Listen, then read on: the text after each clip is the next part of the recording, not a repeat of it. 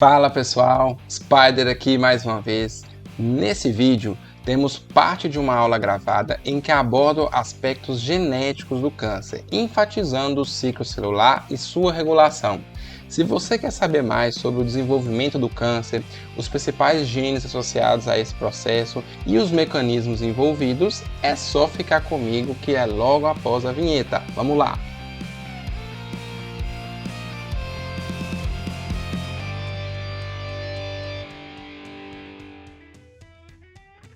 Outro gene supressor de tumor que é muito famoso, que é importante mencionar, é o P53, que estima-se que 50% dos tumores sólidos têm mutações da P53.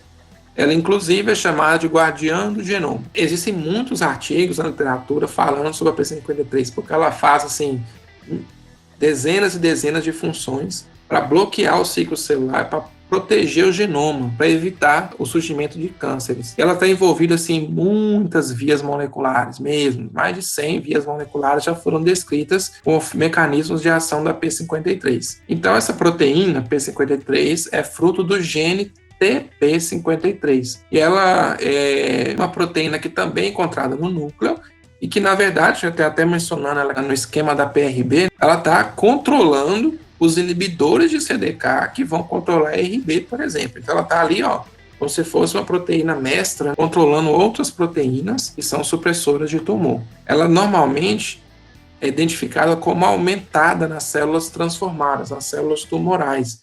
Por isso, quando ela foi descoberta, caracterizaram ela como oncogênio, porque, nossa, tem muita P53, então ela está estimulando a proliferação celular. E depois eles foram estudar, eles perceberam que, na verdade, o que eles identificavam lá de P53 aumentada era um tipo mutado da proteína. Então, a proteína P53, quando mutada, ela tem um tempo de meia-vida muito curto, de segundos. Então, ela é produzida constantemente. Quando ela está mutada, ela vai ficar muito mais tempo presente na célula, na sua forma mutada. E aí ela consegue ser mais detectada nos exames de imunistoquímica, por exemplo. Por isso que ela fica considerada aumentada nas células transformadas, mas na verdade esse aumento é de uma proteína mutada.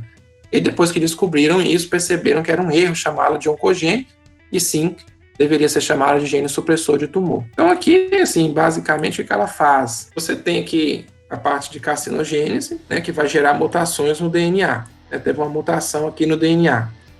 Então, o que a P53 faz? Principalmente naquela fase ali no ponto de checagem de G1 para S. A P53 ela aumenta a sua produção, a sua síntese por causa dessa mutação. Ela vai estimular a síntese do P21, que é um inibidor de CDK. Isso vai levar à diminuição da fosforilação da RB, como nós falamos.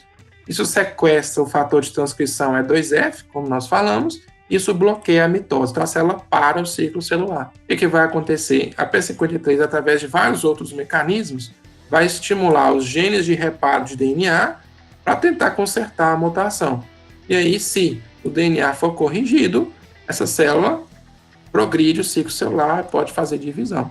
Se esse DNA não for corrigido, a própria P53 vai estimular a morte celular por apoptose, e a célula morre com essa mutação aí, não transmite essa mutação para as células filhas. Por isso que ela é chamada de guardiã do genoma. Ela para o ciclo, ela corrige, ela estimula a correção, do reparo de DNA, e se não for possível, ela leva a célula à apoptose para prevenir que uma célula mutada surja desse processo. Aqui nessa imagem é quase a mesma coisa, só que só citando um pouco mais aí de alguns processos. Então aqui tem a estimulação de mutações no DNA, tendo aqui a perda da P53, ou suas mutações. O dano no DNA vai ativar vários processos na célula, e se a P53 estando ausente, não vai ter reparo de DNA, não vai ter parada no ciclo celular, e aí a célula vai naturalmente evoluir para a formação de tumores malignos. Agora, quando ela está normal, vai ter dano no DNA, a P53 ela vai parar o ciclo celular, utilizando-se aí dos mecanismos, dos inibidores de CDK, por exemplo. Então, para o ciclo celular e tenta promover o reparo de DNA. Estimula aqui essas genes de reparo, o GAD45, por exemplo, vai tentar fazer o reparo. Se o reparo não ocorrer, ela estimula pelos genes Bax, a gente vai falar depois, que são genes de apoptose, a morte da célula por apoptose.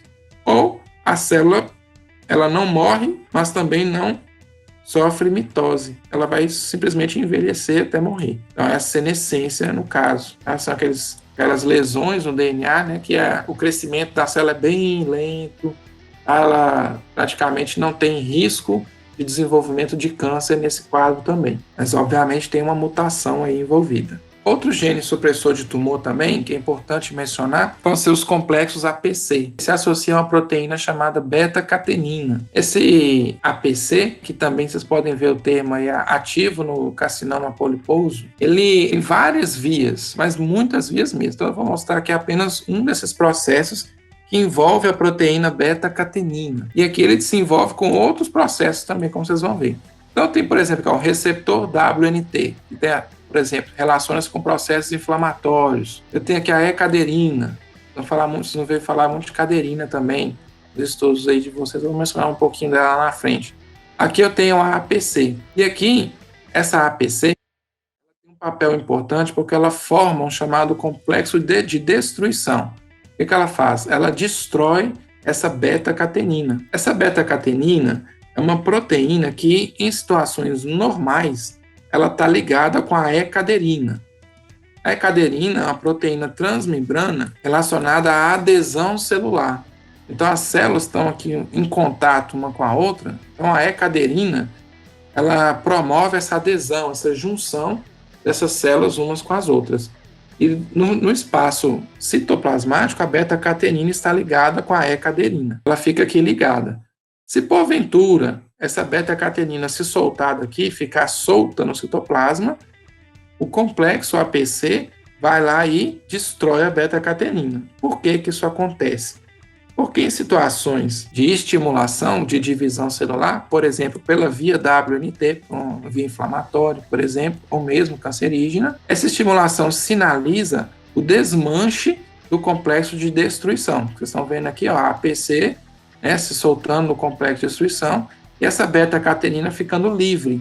No momento em que ela está livre, ela vai sempre para o núcleo, onde vai estimular a proliferação celular. A beta-catenina, se ficar solta na célula, ela estimula a divisão celular. Por isso que o complexo APC é importante, ele fica destruindo esse complexo para evitar de que a gente tenha aumento da atividade proliferativa. Então isso só vai acontecer, gente, em situações que você precisa de proliferação. Uma inflamação, por exemplo, se estimula a proliferação celular. Ou quando você tiver uma lesão, e aí, por exemplo, essa célula do lado aqui morre, e aí essa caderina deixa de existir, essa caderina aqui, como não vai estar ancorada em outra proteína, ela libera a beta-catenina, e aí por isso, ela perde a inibição por contato, que eu falei lá atrás, ela vai, essa beta-catenina aumentada no citoplasma, vai para o núcleo, e a célula prolifera para tentar ocupar o espaço da célula que morreu. Esse é o mecanismo normal. Mas, numa situação em que você tem mutação na APC, a gente vai falar da APC lá na frente, uma situação em que você tiver mutações na APC, ela não existe, aí essa célula vai estar constitutivamente sendo estimulada a proliferação. Então, percebam que a beta-catenina, ela funciona como um proto-oncogene, e a APC funciona como um gene supressor de tumor, porque ela impede a ação dos proto-oncogenes.